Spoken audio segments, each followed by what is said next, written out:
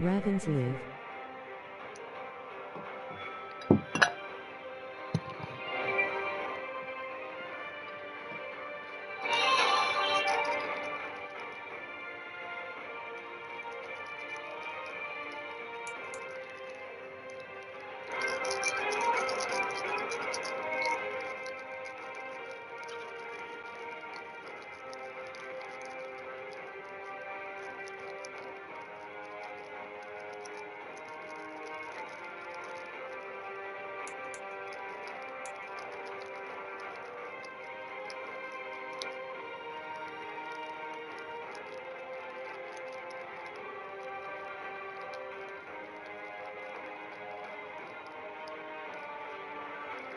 Matt Miller at Miller EA. A great rival developed between wide receiver Trent Edmonds and Juan Hayes this year. They'll square off in the NFL for years. Hate's seen let's say a training injury. Keep H back Josh Bolthalter out of the combine. Hopefully he'll be ready for his pro day. Some do it by committee, but this week it was AI for the hashtag Ravens. I don't know what game she was watching. The 49ers really did a number on the Bears defense. They'll be hurting tomorrow.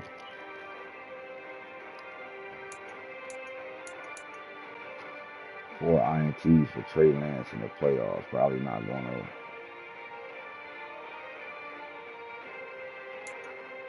Probably not what? Longer with those numbers. What the hell they tell my team still need balance to win in this league. Smart pundits know that. Smart coaches know that.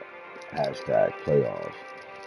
Now, Jonathan Coachman at the Coach EA, I think he was the smartest tweet so far. Charles Davis said it doesn't get any better than a team that, like the Broncos, going on a roll in the playoffs and stealing one from the home team.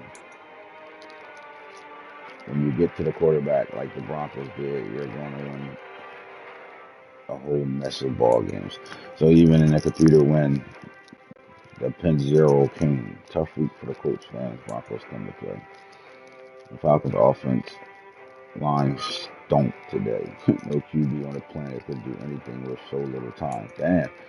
Pressure was like that. The Ravens defense put on a show at home with 5 takeaways against Miami. These playoff win fan for the 49ers on the road. Give these guys credit. Hey, I'm just as surprised as everyone else to see the Buccaneers win this game. Damn, Max. Deanna Rossini was surprised that the Bucs won. I guess she had the Giants winning that game. It's all about next season for the Colts now, and I think they'll only get better. Yeah, if they do their offseason. The loss is going to stick with the Falcons for a while. The Dolphins were great in the regular season, but it takes something extra in the playoffs. The Bears are going home. Time to revise their Super Bowl picks.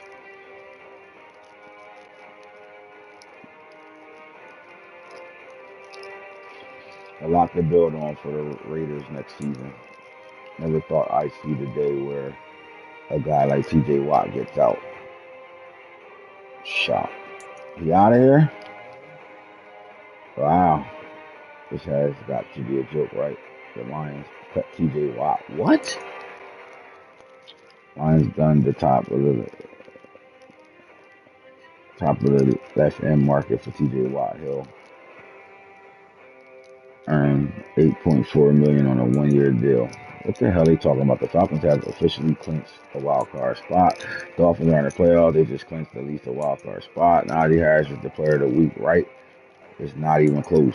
Mike Evans. All right, we move far. Are we on now? Where you at? Where you at? If you're on and watching and you're up with us, we ain't super late. I mean, this ain't a super late show. 12:36 in the AM. It's early on the AM, and we just gonna get that. Oh my God, we losing connection nowadays. What's going on? Chargers, They starting to do this shit again? Let's not do this again. 49ers,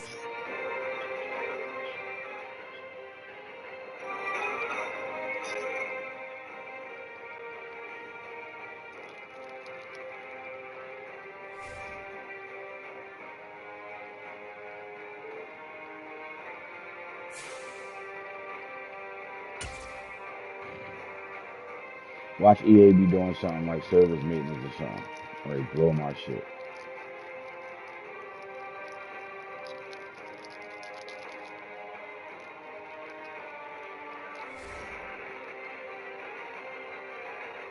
Where are the leagues?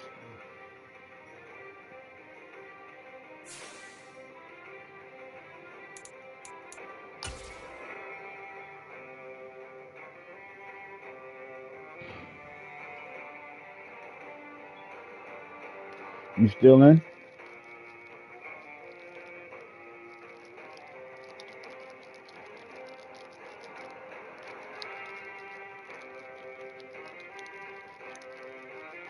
You have notifications, coach.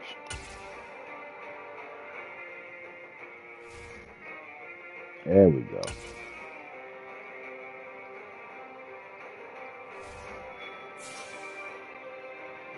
Hoorah. All right. Not too much to talk about tonight, but we're going to get at it, man. We got to get into some of these games, man. They were big time wild card weekend. As always, the 2027 playoffs. You know, we had a great show last night, man. And we talked about the games. We had picks. We picked our winners and things like that. We were there, man. We were, you know, some people were head on. I think Max even called a score, not the score, but the score differential, right? You said somebody will lose by 14. I think that happened. Um, but let's get into it, man. Let's get right to it. There's nothing else to talk about. Let's just get right to it before we go to the matchups. We will do the wild card matchup. So look, Najee Harris had 26 carries for 100 yards in this game. The Bucks did exactly what we thought they would do, which was run the football. Now, and the fact that they get their running back 26 carries and still scored 3 rushing touchdowns, but he really was under his average per carry at 3.8. So he's under 4 yards a carry, but still was able to hold it down. That 3 rushing touchdowns was special. Najee been special all year, and he played a big time role as an NFC Offensive Player of the Week in the wild card round. On the defensive side of things, look, man, when you go big in the draft and you go get you some big dogs up front, and a couple years later, it finally shows that they he did the right shit as a coach, man, as a GM. They sat down, owner, GM, and coach, and they revamped that defensive line, losing guys like uh, the best defensive lineman we saw, and first ballot Hall of Famer Aaron Donald. These guys, replaced that type of production with guys that they drafted 3 drafts ago. And you know what? Look at it. Look at what Peterson did. 6 tackles, 3 sacks in a playoff game. That's big time. Kai Fo, 25 for 35, 298. He had 2 passing touchdowns, 2 sacks. He carried the ball for 17 yards, and he had a rushing touchdown in that game. Same game. So they were your offensive and NFC and AFC offensive player of the week, and NFC and AFC defensive player of the week, and rookie John Farkas, 3 tackles and 2 INTs. In the game against the Miami Dolphins, getting AFC Defensive Player of the Week. All right, we'll talk about the divisional round Player of the Weeks when we get to that. Right now, though, we got to get to conversations.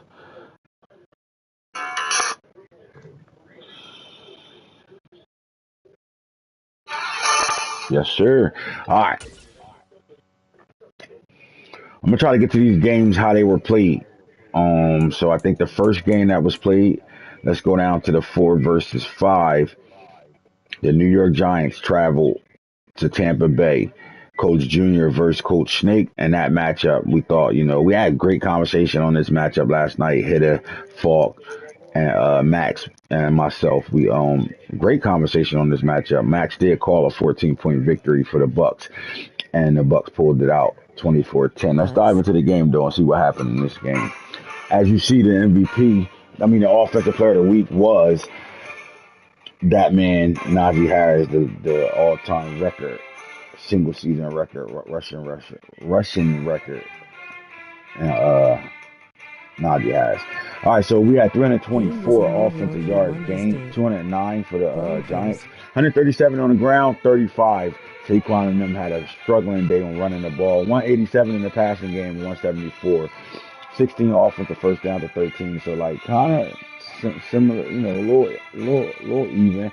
It just the Bucks had 100 on both sides, offense and passing the ball. Right, you get down to the turnovers, and the Bucks didn't turn the ball over once. And I said that would happen. I said the Bucks will come out and play a clean game and not turn the ball over because they're going to rely on that run game and let that defense play for them. One turnover for the Giants, though, so that's still not a bad game. Listen, Terrell Moon, we'll get to him, but he played pretty good for a rookie. For sure, man. So let's get to the stats right now. Leftwich 118.7, 187 yards. No touchdown, no pick. Right? But Leftwich got it done, man. He threw the ball when he had to, right? 6 for 10, 8 for 10, 80%, 18.7. So he moved the chains for his football team. And I think that's a step for a guy like Antron Leftwich, where we asking to see him be a passer when he needed to be. Listen, he was when he needed to be. He didn't make any mistakes. He managed the game. He made plays when he had to make them, and they did a good job. And because of that, he's moved on to the divisional round. And I think he stepped up, man. I think it's starting to look at Antron Leftwich a little different now. If the Bucks can get him to be efficient and passing the football, they're going to be a dangerous football team.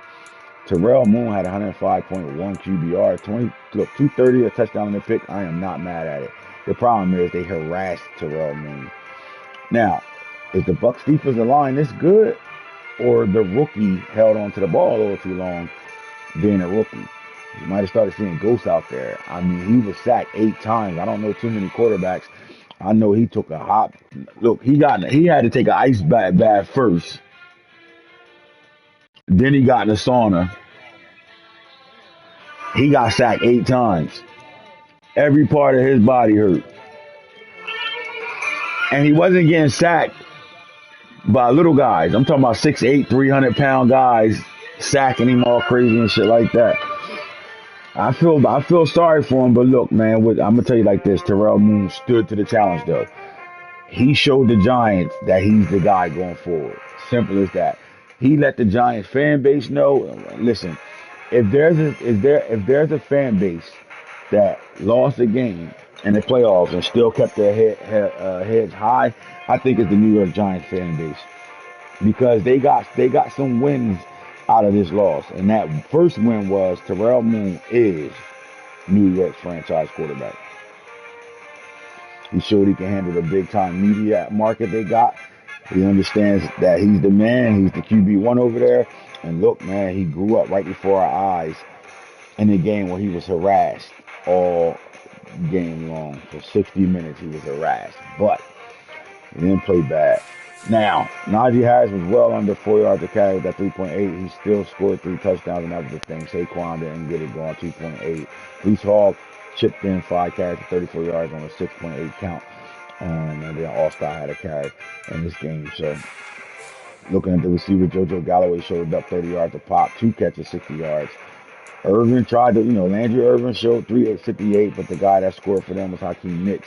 This is a young receiver core for the New York Giants, man, and I just think they just got to continue to keep pushing. I think, they should be comfortable at where they at right now. Saquon Barkley caught the ball 3 times for 57 yards off the backfield. Reaper Moss showed up, 2 catches, 56 yards. And again, what you saw was Antron Leftwich getting the job done. Simple as that. He did everything he needed to do to get the win, right? He didn't go crazy, but he also managed the hell out of a football game. Now, on the defensive side of things, we're going to just go right to this guy who went crazy. And let's look at this, man. 5 tackle for losses for Broderick Peterson. In his second year, man, at the end of this year, this third year. So I told you 3 drafts ago, 6 tackles, 5 tackles for loss, 3.5 sacks. Both are kicked in with 3 tackles for loss, a sack and a half as well. And then the same guy that won the same draft as Broderick, this was the number 2 pick in the draft, 5 tackles, a tackle for loss, and a sack as well. Swing Wagner in his second season, 2 tackles, 1 tackle for loss, and a sack. And then Devontae Bond in his third year. So look at the class that's producing for the Bucks 3 years ago, right? Broderick Peterson, Randall Lewis, Devontae Bond, all came out of the same draft class, all put up numbers, all had something to say about that win. Sean Dupree, they traded the Ravens for their cornerback, Sean Dupree, and he came into the game 4 tackles and an INT. He's been their number 1 corner since he's been traded to them.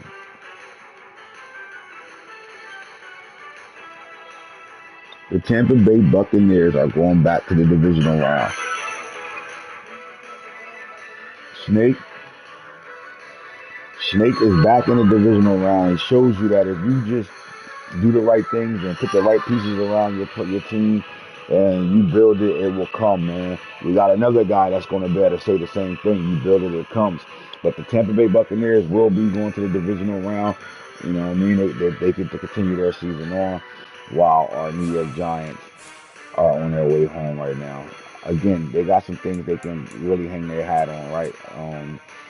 I mean, come on, bro. When you got 9 tackles, Kai Johnston, 7 tackles. You know, Cordell Flott has 6. And then when you got a guy running the ball the way they run over there in Tampa Bay, you're gonna have to get guys that's gonna have to make some tackles. Junior. And he said like who he sent home, huh?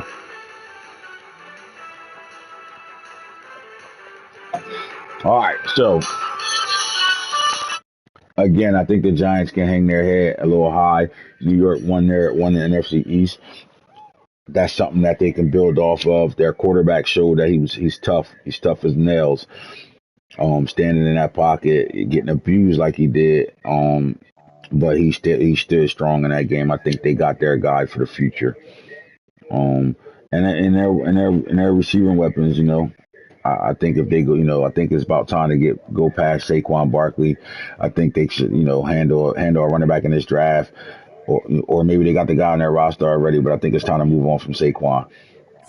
He had a very disappointing playoff game, 2.8 yards a carry. And you know, even although he caught the ball 3 times, 57 yards, we want to see what type of receiver Landry Irvin is going to be, and then Hakeem Nicks is another guy that they can pretty much hang their hat on a little bit. You got Toomer Jr. And then I like the tight end Dwayne Roland, so we'll see what the Giants got offensively. They're in a good situation. Another draft class for them.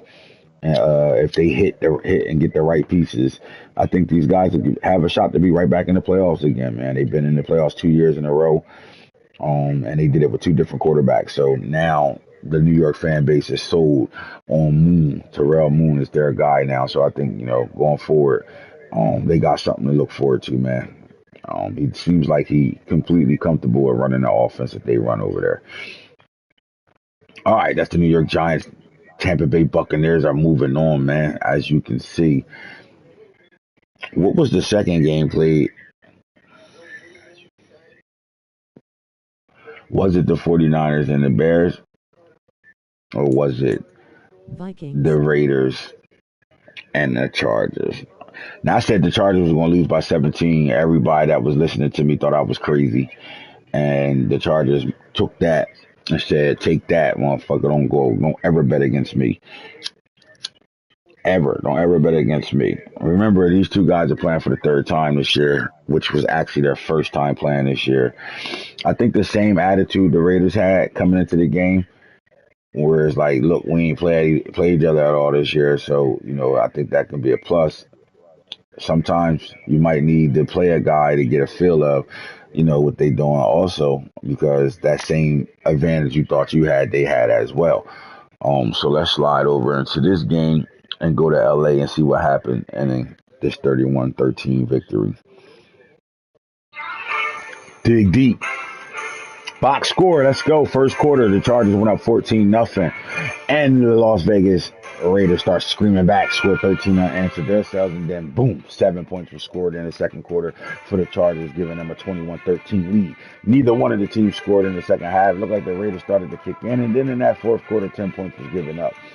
I think, the Chargers got off to a good start. Simple as that. You can see by the box score, you can see by the quarters how the game went.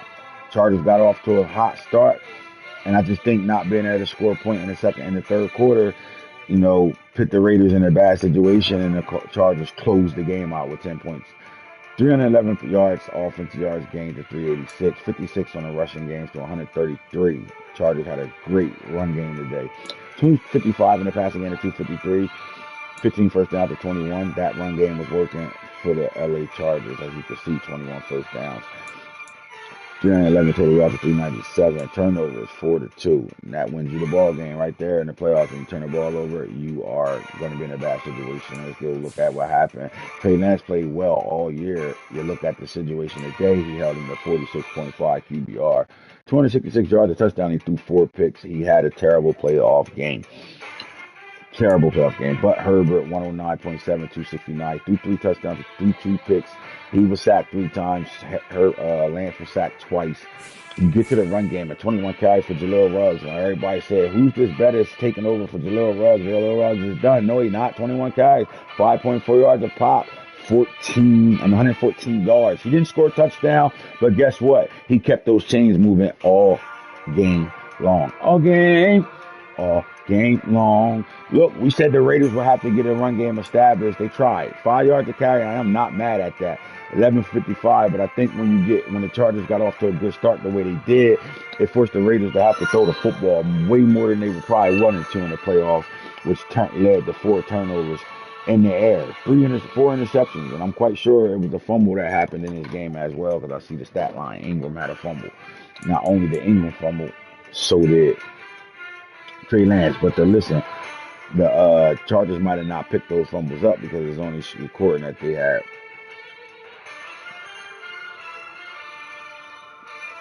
Maybe they did pick it up. I don't know. All I know is Jaleel Ruggs showed up. 21 carries, 114. Betters only touched the ball twice. He had 12 yards, 6 yards to pop. Herbert scored though on the ground though. Herbert in the red zone from the 7-yard line. 7-yard run for a touchdown. I'm not a scrambler, but whatever. Isaiah Likely, the former Raven, had 9 catches for 130 yards. The tight ends went crazy in this game. Kyle Pitts had 6 for 98. The difference was Kyle Pitts scored a touchdown. Isaiah Likely didn't get in the end zone. Jerry Jeudy had a bomb, 1 catch, 75 yards.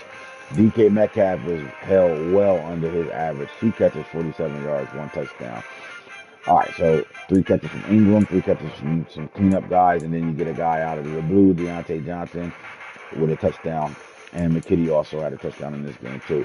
So you have some guys that, really don't be on the stat line for the Chargers produce because they went a little deeper, right? You could tell what happened in this game. The Raiders played pretty solid defense and was kind of taking some things away, and some unorthodox things happened, right? Off-script things, like Trey McKitty with a touchdown for 15 yards in the red zone, right? Who else? Where the boy at? Deontay. Wait, did McKitty score? No, McKitty didn't score. Oh no, he didn't score. It was Deontay. 2 catches, 20 yards, 10 yards a catch and a touchdown. So that was a red zone touchdown, going to his 3rd, 4th read, where he able to hit him. Which sometimes that 3rd, 4th turn into your 1st read, depending on the coverage and what's going on out there on the field, right?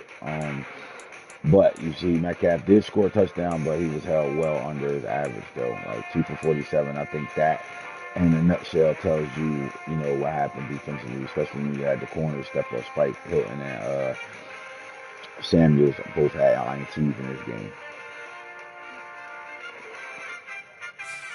All right, on the defensive side of things, man, let's look Raiders and Chargers, right? Derwin James from the sub linebacker, 6 tackles. Battle had 6, a tackle for loss and an INT in this game. We'll look at sacks. Bosa showed up with a sack, and Telfair, their 2 sack leaders, both had sacks in this game. Also, I just showed you Spike Taylor had 2 picks. Battle had a pick for User, and Samuels had a pick in this game too. So those guys, man, look, man, they did their homework.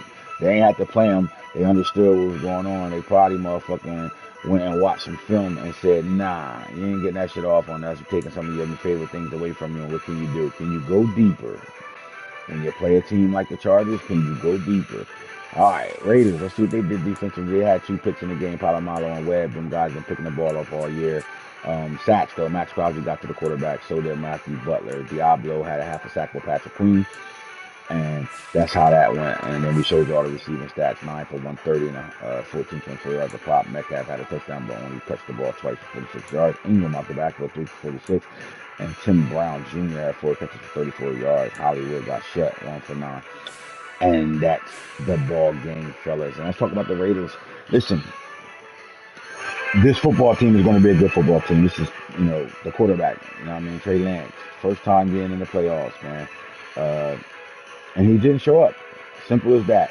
And when you got a quarterback that's hot all year long like he was, you don't think that he's going to cool down in the playoffs, right? The playoffs is a different animal, man. You don't know how they're going to be or how they're going to react. It's like you just came to the playoffs with a rookie. Simple as that. So my opinion for the Raiders, I think they just continue to build because Trey Lance is still young enough for them to still be able to build around him, and they can continue to just move forward. This team is loaded. They have the right pieces. They have the right process going on right now. I think they should add some draft players this year, not trading for players. I think they should go attack the draft and build some depth around their players. Simple as that. And I think they'll be right back in the mix next season right now. I like to see what the Raiders are going to do next year, playing a full season. As far as the Chargers, they still got a game to play. Their Super Bowl aspirations are still on the line right now. These guys are hot. They are not playing right now. They are looking to get back to the big dance. Simple as that, man. So I enjoy to see, guys back doing what they doing, having fun. Both these teams, listen, the Chargers had an early exit last year. The Raiders had the number 1 pick in the draft last year. So both these teams took a big giant step this year, in my opinion, right? I think the Chargers is out for blood after taking that early exit in the playoffs last year. And it showed in today's game, 31-13, Chargers over the Raiders. All right, our next game that was played, I think it was the 49ers and the Chicago Bears.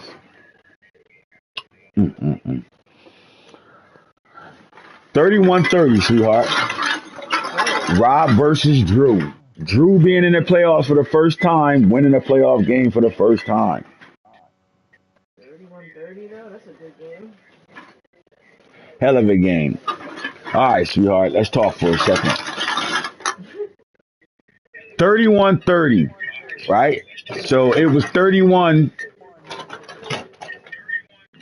Rob's losing by 7.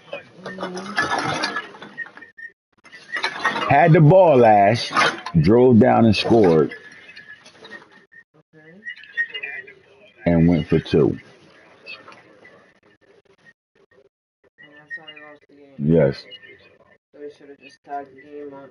What would you do in a playoff? Would you grab your nuts and go for 2, or would you play for the extra?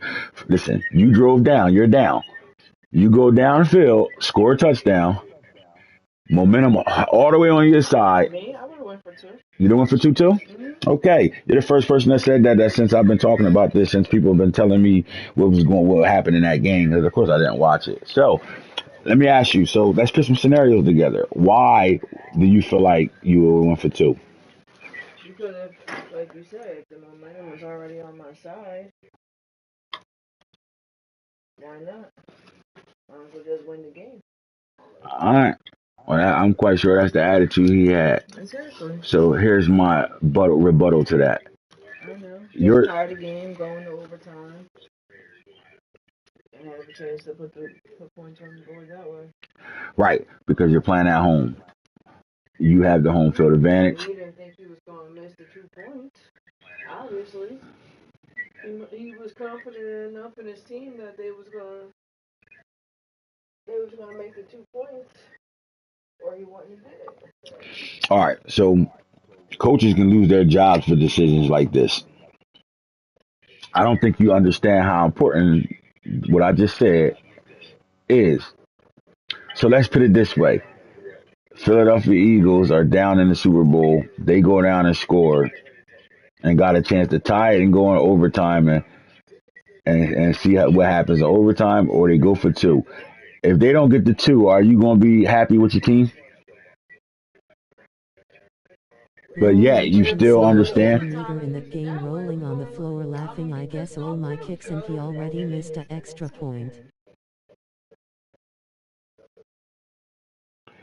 All right. So, you know what, sweetheart? I'm going to ride with you on this one.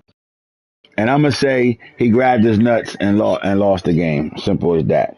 I'm not going to say that's not the right time to grab your nuts. I'm going to ride out with you.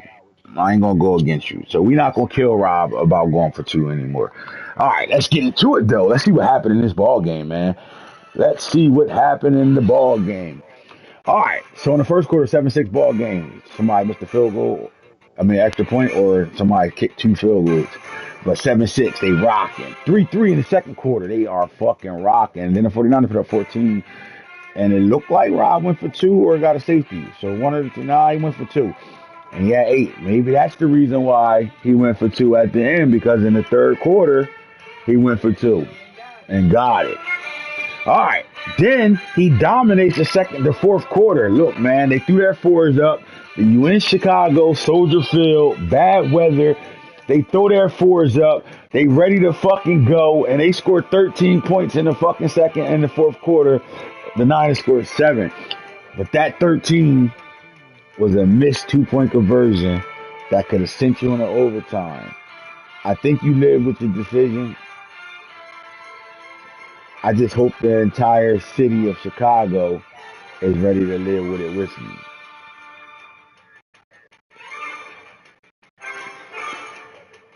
It's not easy to get to the playoffs, let alone easy to win a playoff game. I think you kick the extra point, even though I'm riding out with you, sweetheart. You kick the extra point and live to play another down, or live to play another quarter. Momentum on your side. You score in the second half to his 21. You score 21. I think Rob could have rolled that one out, man. I would ask Rob this: if you had to make that decision again, would you make that same decision? I'm gonna let off of him. I think Erica has a point. If you lose in overtime, you just as mad as if you lose for the two. But it's just us Monday night quarterbacks and us that don't play the game and talk about the game as a host that I am right now.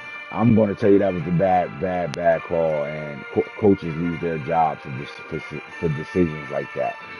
But hey, man, grab your nuts, live to fight another day. So would he have lost his job if they went into overtime and lost? Nah. No? Mm-mm. What difference does it make? If you lost the game at a 2-point conversion, or if you lost the game in overtime, what's the difference? You still lost the fucking game. Right, but here's the difference. If you lose in overtime, you just lose in overtime. But if you lose the game because you went for, fucking playoff game. I understand that, but you got a chance to tie the game up and give yourself a chance to win the game. Instead, You already had a chance to win the game. by taking a 50-50 chance on the 2-point conversion. Yeah. All right, I'm gonna leave it at that. The wife has spoken. Rob, you are safe in my book now. I can't kill you. All right, 282. The Bears went off 446 yards. They was explosive on offense. 181 yards rushing for the 49ers, though. That man drafted LaDainian Tomlinson's nephew. They already had a fast running back in the backfield, and Elijah, whoever that guy name is, Williams, Weekends, whatever that running back name is, he's been in the building already. 136 there for the rush for the Bears too, and the Bears look like the Ravens out that bitch running a couple of running backs in that bitch. 101 passing to 310. Rob threw the ball around the park. Simple as that. 12 first down to 28. I mean, everything says the Bears should have won this ball game. Everything says the Bears. I mean, you had 28 fucking first downs. And nobody can say you butt ball because you threw for 310 yards in the game. I mean, damn, the Chicago offense looked good right now. Just by looking at the stat line of the box score, they looked like they were out for blood. Where the letdown was at. We know the defensive side of the ball. Too many cover zeros. I didn't have the ball much on offense. Lol. Total yards 481 to 315. Turnovers 2 to 3. Simple as that. The 49ers won the turnover department. When you got 28 first downs, you dominate the time of possession, 1942 to 12-18. This was a hell of a fucking football game. Drew, please lead this game up. Don't take it down. I want to be able to go back and watch this game. This was a hell of a game, and I'm going to pick this game, on the Beltway show. That man hit a creating right now. We're gonna use this game. All right, so Justin Fields had a 94.9 QBR, Beckham 53.7. And look, last night's show, I said Beckham has to turn that touchdown to interception ratio around. He didn't do it. Listen, if the 49ers are gonna want to go any further in these playoffs, this guy's gonna have to have a better day. We cannot sit here and say, Lawrence Beckham did not win them this ball game. In fact, he tried to lose it for him. That is not good football from a quarterback that we're expecting. Now, here's the thing. He's still young, though. Lawrence Beckham is only in his second year. He's still young. Fields, though, 320 yards, 3 touchdowns. He threw 3 picks. He was sacked twice in the game, too. 26 completions. Oh, my God, for 35. He's 74%. Fields look good. 63% for Lawrence. That ain't bad, but the two INTs killing him. Here we go, though. When you look at the run game, let's look at the Bears' run game. They gave the ball to Rashad White. He's still in the building. 13 carries, 46 yards, 3.5 in a touchdown. Justin Fields had 8 yards to carry, 5 for 40. Trey Hargrove comes over from the Panthers, 4 carries, 27 yards, 6.8. He's a playoff running back. He understands the playoffs comfortable. Looked like he was having a good day. Why did he only have 4 carries is the question I will want to know. Herbert also 3 carries for 23 yards and 7.7. So these guys were kicking in when they got in. Simple as that. When they got their numbers called, they did their thing. The 49ers run game, though, Elijah Mitchell, 16 carries for 117, 7.3 and 2, and Tomlinson went the fuck off. Only touched the ball 4 times, but had 16.3 in a touchdown. Broke 4 tackles in the process as well. This running game is the reason why the 49ers are on their way to the divisional round.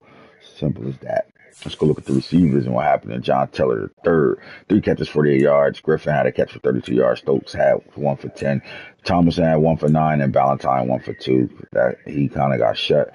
Young rookie, though, you can expect that. But the 49ers did not rely on their passing game. They lined up. They must have felt that Beckham wasn't really the answer for them to be successful. They lined up. Look. They lined up and gave their backs to football, and 2 out of the, let me go look at this again. They 3 rushing touchdowns on the ground, and they had 182 yards rushing. Yep, 182 yards rushing on 20 carries, man. They went the fuck crazy. Shout out to the running game for the 49ers, looking like the real-life Niners in a sense. All right, defensive side of things, Khalib Cherry, 9 tackles. He had an INT in the game as well. Take a look at the tackle for losses. Drake Jackson stepped up, 3 tackles for losses and 1.5 sacks. Half a sack from Brian Young III as well. INT department, a lot of them was thrown. So we got 1, 2, 3 thrown. You got Khalib Cherry, you got Tim McDonald Jr. and Ambry Thomas all had INTs for the 49ers. Bears, 1 pick from Jalen Johnson, and Cole Hightower had a pick in the game too. No sacks came out of the Bears front 4. But they did have a couple tackle for losses, and they had a whole lot of them actually. So the Bears defense is still trying to play hard. That cover 0, that man-to-man, sending that shit, boy. Let's go. What we gonna do here? Now let's talk about the Bears and their future right now. If I'm Chicago, I'm gonna do 2 things this offseason. I'm gonna look for a major trade at 2 positions that he only knows. I don't know what those positions are, but I need 2 players, and this is where I'm gonna hit them at. I think the Bears need to go trade for a big time corner in this league.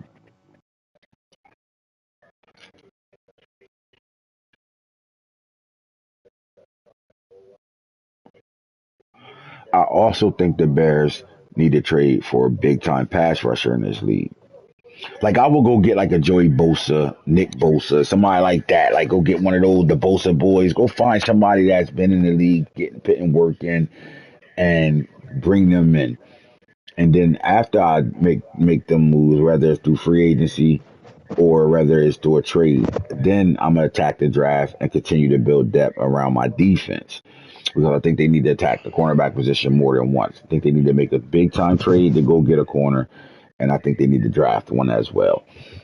The Bears are in a situation where they have to be able to start building outside of their division. You already built to win in your division. You're dominating the division as of right now.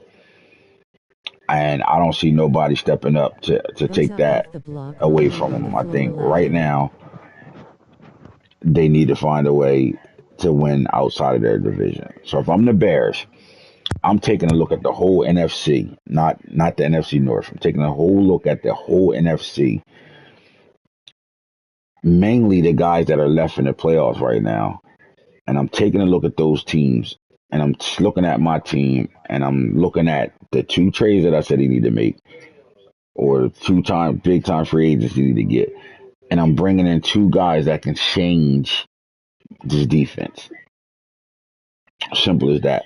If I'm the Bears, I am attacking the cornerback level twice in the draft and through trade or free agency, and I'm getting me a big time pass rusher, and I'm going to go get them in a worse way, right?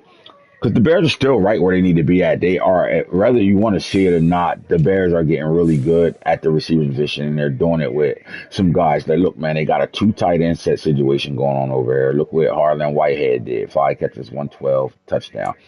But then Biggers in his rookie season, look what he did: 5 for 36 and a touchdown.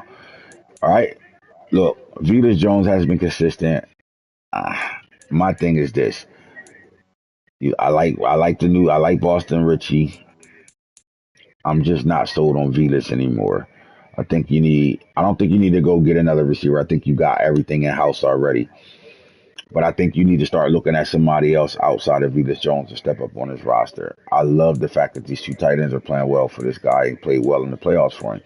The Bears have the quarterback. They don't need another quarterback. They got the quarterback. The Bears have the backfield. They went and picked up a big time trade with Trey Hargrove. And I just think, look, man, he caught the ball 5 catches out the backfield for 50 yards a day. He showed up. Maybe if he'd have got Rashad White carries, we might be talking about a different story on the game right now. Just think about it. He averaged 6.8 yards. He only got the ball 4 times. Caught the ball 5 times out the backfield for 50 yards. If you gave him the touches that Rashad White had on that average, 6.8, we might be looking at a different storyline right now. I think the Bears are in a good situation. They're fine. I just think they need to look outside of their division to be able to win in the playoffs. As simple as that. Their next step is to take the next step in the playoffs. Nothing else matters. Regular season is regular season. That's just a shell for you to get to the playoffs and find a way to win some ball games in the playoffs. However, the 49ers, first of all, can we give a big shout out to Drew? Got to. The question was asked last night: if the Bears lose to the 49ers, is that an all time fail? None of us said yeah, right? None of us said yeah. But I think the question was, if we should have asked this question: what if the 49ers win that game? What does that say about that coach? Well, the first thing I would say about this coach is, you see what happens when you're invested. You're a prime example of a person I can use against the guys that bitch all the time when the things don't go their way. Here's why. If you just show you're invested and just show some intimacy with your team, and you focus and you play the games, and you don't miss games, and you don't miss the draft, and you do the right things, and you take advantage of what's afforded to you, especially when you're dealing in my draft classes, right? Take the advantage of that shit. And in 2 seasons of you going hard in the off season, puts you in a situation where you're in the playoffs, and I'm assuming this was your first playoff run, and you got it done. On the road, took a Trading positions, California the team 49ers did. to the motherfucking cold Chicago streets, Went right in old block and took a dub. Smoking on Chicago pack right now. But I will say this. If the 49ers don't develop a passing game, and what I mean by that is they got the weapons. The Niners got the weapons all around the board. But if Lawrence Beckham can't turn it up and find a way to play a lot more safe, I think that the problem with the 49ers is they have a Cam Newton in their right here in California and St. Clair. They have a baby Cam Newton. If I'm Drew, I'm going to go watch Cam Newton film highlights. I'm going to go watch his college days and his Panther days. And I'm going to fuse that offense together and use him and build my offense around that first to maximize what Lawrence Beckham can actually do for you. But then the second thing I'm going to do is I'm going to make sure I make him a game manager when it comes down to throwing the football. Beckham should have 12 rushing touchdowns yearly because 10 yards going in, he's a fullback. I will go watch nothing but Cam Newton film and figure out what they did with him in Florida and what they did with him in Auburn, because he did play for Florida too, but in Auburn, how they utilized him. And the reason why I'm telling you to go back to the college days is because the college plays are in the NFL now, so you can build that type of offense. And then I'm looking at the Carolina Panther days, and I'm looking at what they did and what he did well, and I'm playing Lawrence Beckham the exact same way and bringing a whole style. I will fire my offensive coordinator. Just fire him. I know he's in the playoffs right now, and but he's not a guy that's going to get a head coaching job or nothing like that. Get rid of him, or don't get rid of him. Have him do what I'm asking you to do. Go watch film and figure out. Go talk to the coaches that coach Cam Newton during his Superman days, and then you put that offense together right around that. Power, QB powers, things like that. Run that boy, and make guys really, really have to really defend him as a dual threat. And then I will come back off of that once that offense is built. I will make him be a game manager and not a playmaker in the passing game. Make him a game manager. Take your check downs. Like, you got to get him into somewhere between 65% to 70% throwing the football. That means you might not throw the ball 30 times a game. You might, you might only throw the ball like you did in this playoff game, 7 for 11. But you can't. You gotta be better than that. You can't have 2 INTs in that 7 for 11 for 101 yards. You gotta be better here. But you might come out of games with throwing only 10 passes, 15 passes, and the more comfortable you get, the more you can make him the X factor weapon he actually is. And that's my opinion. But if this is just a little key I'm giving out for you if you are listening. Something you can do when it comes down to the type of quarterback you have as a weapon. Simple as that, because everything around him on offense is great. Now, with that being said, I will get in practice mode and really get work on some things before you go to that divisional round and play the Arizona Cardinals. Because in a sense, you're playing him for the third time, right? And in a sense, you've played him so many times, you know this guy. You know your opponent better than most people know your opponent because you play him so much. This should be a game you want more than you don't want. And the reason why is because you are so familiar with him. But you got to play that type of game. And it starts going forward, right?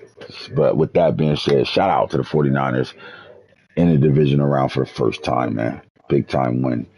31-30 over the Chicago Bears. 49ers on the road. All right. So I'm not going to address this game because it wasn't played. 31-17, Broncos get the first win. Simple as that. Then we jump into the next game that was played, and that was the Baltimore Ravens at home versus their nemesis, the Miami Dolphins. Before we get into the game, let's talk about how the Dolphins are winning the series versus the Ravens. Even after this win, they're still winning the series. I told y'all this was a tough game because of I didn't think it was pressure on the Dolphins. I thought the pressure was on us. That was just my humbling opinion. Let's dig into see what happened.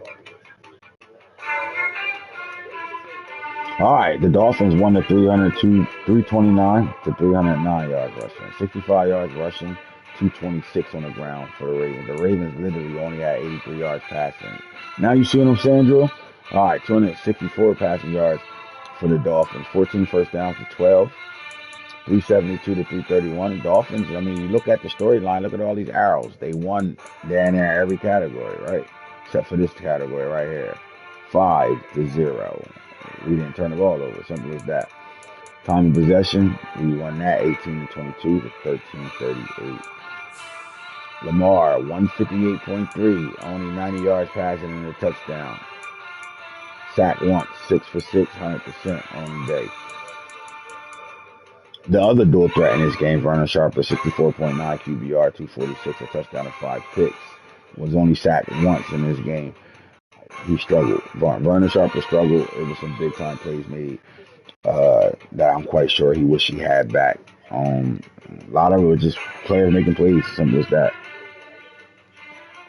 Listen, when them Baltimore Ravens aren't moving left and getting pulled right, running out of bounds, and can't pick a player or making a baseline adjustment, when I can move them smoothly, shit happens. I'm telling you right now, things happen. And we had that type of game where it was a smooth ass game. Well, on my part it was. I don't know. He might have had a bad day. He might have had a bad connection game. It could have been my shit. I don't know. But I just know my guys are moving in a way where it was like, damn, they're getting this shit now. That's what I'm talking about. Instead of them froze, barely moving. You base the line, they move left instead of going to the middle. You take the linebacker in the middle of the field, he slide out to the left and shit. Anyway, let me stop ranting. But yeah, 6 passes. 90 yards, 1 touchdown. 27 attempts, 16 for Vernon Sharper, 59% on the day. He struggled. He had a bad game. And this is the reason why the Baltimore Ravens won the football game. Now let's get into the Dolphins and what they did. 12 catches with Bryce Farrell, 51 yards. He had 4.3. Vernon took off twice for 14 yards, 7 yards a pop. No touchdowns out of their running back, though, but out of their run game. But, 4.3, can't be mad at that. 12 carries, can't be mad at that. Baltimore's run game, 17 carries from AI, 119, 7 yards a pop, 2 touchdowns. C.J. Johnson II, 6 carries, 58 yards, 9.7, 3 broken tackles. Demetrius Tiller, 5 carries, 42 yards, 8.4, and a touchdown. Lamar Jackson, 1 carry for 7 yards. So the run game went crazy. And we controlled the entire game. Off of him turning the ball over, we was able to control the game through the run game. Simple as that. 3 catches, 67 yards for Pizzle on the touchdown. Vic had a catch. Israel had a catch. Mike had a catch. That was it. Let's go look at the Dolphins. 7 catches for Tyreek Hill, 111 yards. 3 catches for Waddle, 98 yards. A couple of them ran up under one of them. You got Matt Weiner. Was this the guy that ran up under a bomb? Who scored their touchdown and ran that? Oh, he didn't score. He got tackled. Yep, right here at Waddle. 7-yard bomb, launch pad, and shit out of me. All right, but look, man, he threw the ball 2, 7, 3, 1, 1, 1, 1, 2, 3, 4, 5, 6, 7. 7 different Dolphins touched the ball in that game. Defensively, Jason Teller. When we're running the ball, you're going to have high in the tackles, right? Jason Teller, 6, 2 tackles for loss. Roten, 6, a tackle for loss and a sack. He's been balling all year as a diaper dandy. This guy's going to be special. If you don't think he ain't going to be special, you crazy. He had a special season this year. Simple as that. Ravens, no big time numbers on tackle for loss. Bo West gets in a job, all tackle for losses. Only 1 sack. That was Miles Lamb. That's that rotating defensive line. And then the pressure got there, but it didn't get there to get sacks. But Farkas had 2 red zone INTs, man. The rookie, the diaper dandy, stepped up in the fucking playoffs, man. And had 2 big picks. Reed had a pick, Hamilton had a pick, and Ron Israel had a pick right before halftime to throw it up, which was vital to the game because there's 10 seconds left. He threw it up, got hit throwing it up. We catch the ball. run all the way down to field goal range and get tackled with 2 seconds left, kick the field goal, go up 17-3 at halftime. Ball game. Last game on the market, man. Third time is the charm, 28-21, where they said this was Rowan playing like Alabama and all that shit. I know my boy Young Cannon took that shit personal. 334. What happened in this game? Because Alabama didn't dominate Rowan. I know that much. That's not what happened in this game. 334 offensive yards gained to 444. The Panthers win that. 85 rushing yards to 132. The Panthers win that. 249 passing game to 312. Panthers win that. 19 first downs to 19 first downs. Tied. Nobody wins that. We get down to the turnovers. Tied. Nobody wins that. Time of possession. 16-21 to 15-39. This was the evenest game you could possibly get. Nobody scored in the first quarter. Both of them exploded in the second with 14. Then the Carolina Panthers scored 7-0 in the third quarter, and they both scored 7 points in the fourth quarter, giving that a 28-21 ball game. That 21-14 with the Panthers having the ball and King Henry running it in to go up 28-14 was the winner, game winner right there. Simple as that. Let's look at the PlayStation at 130.5, 321 yards, 2 touchdowns, and an INT from King Pat. Desmond Ritter, 98.3, 292 touchdowns, 2 sacks, 2 interceptions, and he had to run for his life because he was sacked 5 times with one of the leading sack teams in the league in the Carolina Panthers. In the run game, Derrick Henry touched the ball 13 times for 111 yards, 8.5, and 2 touchdowns. Old man Derrick is still motherfucking getting it done. Deion Weaver, 13 carries, 85 yards, and a touchdown. Deshaun Hilton is 5 for 17. God damn, Max, what you got going on, boy? Tommy Tremble, 6 catches, the tight end for 121 yards. Maurice Teller been killing the Falcons since the Falcons didn't pick him up. The Panthers got him in the trade and made him pay for that, not picking him up, because he's been killing the Falcons all 3 times they played this year. 3 catches, 117 and a touchdown, 39 yards a pop. Darius Tucker was in the building, 3 for 87 and a touchdown. Drummond had 6 catches for 83 yards. Carl Gore had 6 for 64. Hilton had 2 out the backfield for 42 yards and a touchdown. Drake London caught the ball 4 times for 35 yards, and Deion Weaver had 2 catches for 21 yards and a touchdown. Defensive thing, we go look at see what happened over here. It looked like Norman had 7 tackles. Who had the lead? Yep, Norman and both safeties had the most tackles in the game. Tackle for losses went as Armand Barno, 2 sacks, 3 tackles for losses. Cannon, 3 sacks, 1.5. 3 tackles for losses, 1.5 sacks. Julius Campbell stepped up, 1 tackle and a sack. P.D. Jones, the defensive MVP, rookie of the year over there, 4-1. 3 tackles assisted, 4 total tackles, and a tackle for loss in this game. Randy Phillips had 4 tackles, a tackle for loss, and a half a sack. And Deshaun Ware also had 4 tackles, a tackle for loss, and a half a sack. Terry Kitchens had a sack too. They were sacking the shit out of the quarterback over there in Carolina. 1 pick for Norman, 1 pick for Victor Graham, 1 pick for Old Man Chin, and that's how that game went. 3 INTs total was thrown in this game, 2 for the Panthers, 1 for the Falcons. All right, Panthers are moving on, but the Falcons. I think the Falcons just keep on chucking. Simple as that. Keep on chucking. Again, look, I don't mean to fumble my words, but listen. How many of y'all watched the show when I gave out advice for the Falcons and I said, go get Terry McLaurin and go get that linebacker that's on the Washington Commanders team for cheap. Go get him. Go get him. Why? Because this is what I think. You got those guys on your team the way the Panthers did, and they struggled today against you. It wasn't a big time win on their part. I think you get 2 veterans like that, you in the playoffs, they would have showed up for you, in my opinion. And maybe, just maybe, because I don't think you need to, you'll attack the draft like you always do, but you don't need draft picks to make your team better. You need some veterans to come in. And since the same way I talked about the Chicago Bears, you need some veterans that are known for putting work in this league on that roster to help them young boys reach their potential and get to where they really want to get a little faster. Simple as that. So I think the Falcons are on pace to continue to do what they're doing. They got a solid roster. They built a really good defense. That defense is super young. You bring in a piece or two on that defensive side of the ball from free agency and through trade, and get you a veteran, some guys that been putting work in on defense in this league.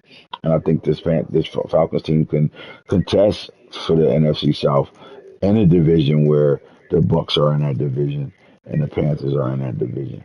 And then the Panthers, man, you got to play. Not only did you have to play the Falcons for a third time, now you got to play Tampa Bay for a third time. Thank God the game is in Carolina.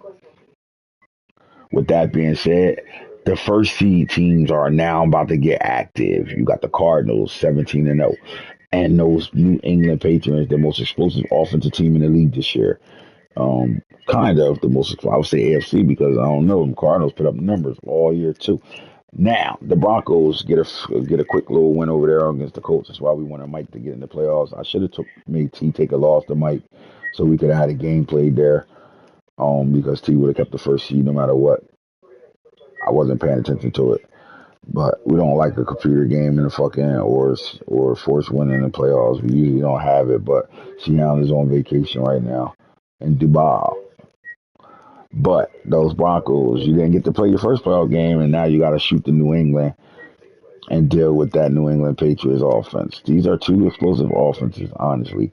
And then you got one defense that's in the house all game long, and another defense that depends on his user all game long.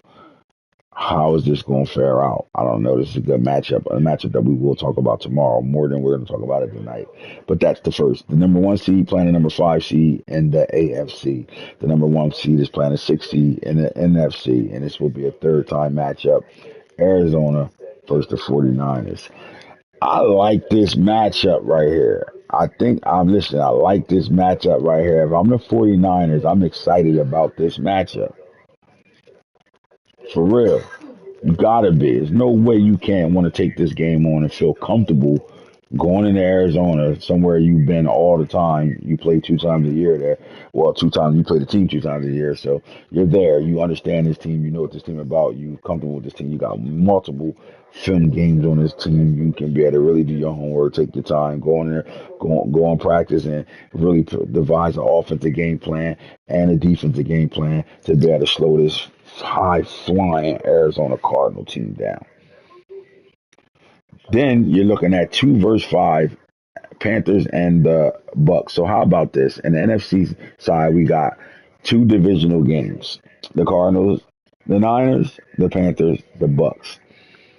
If I'm the Panthers, my only concern is that Bucks team seriously that hot on defense right now, secondary and up front.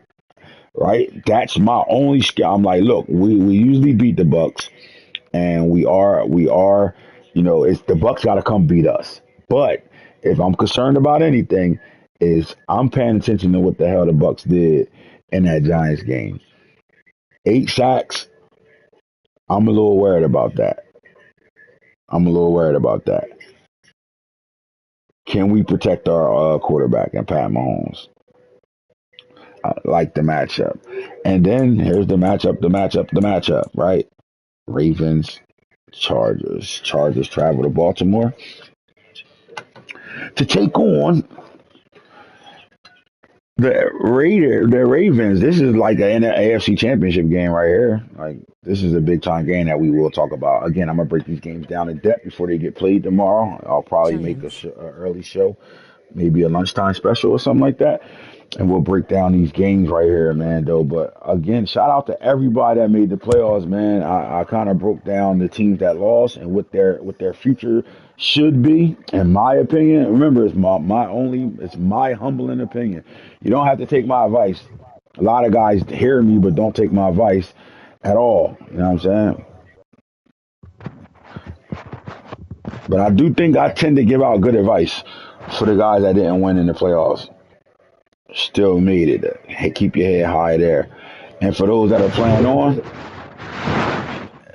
when Max fucking Mike and shit stop fucking up, I'll better continue to tell you, everybody that's in the playoffs right now going forward in this divisional round, 9 out of 10 of them is watching film, guaranteed. Guaranteed. Because they want to win, baby. Just win, baby. We're out of here.